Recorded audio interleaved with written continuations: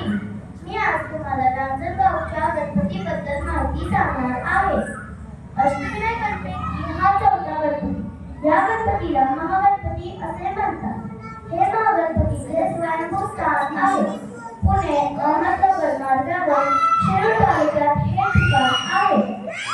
या सणासंदर्भात एक दंतकथा आहे. ती अशी की त्रिपुरासूर या दैत्यास शिवशंकरांनी काही शक्ती प्रदान केल्या होत्या. या शक्तीचा दुरुपयोग करून त्रिपुरासूर स्वर्गलोक पृथ्वीलोक येथील लोकांना त्रास देऊ लागले.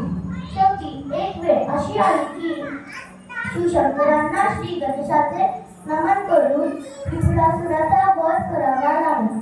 म्हणून गणेशाला त्रिपुरारीमध्ये महागणपती असेही म्हटले जाते. अष्टविनायक गणपती सर्वाधिक शक्तिमान असे महागणपतीचे रूप आहे.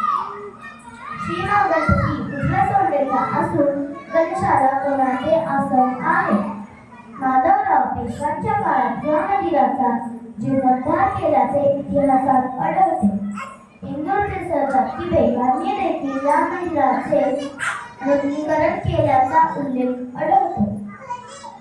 त्यांनी या देवळाला लाकडी सभामंडप बांधून दिला आहे.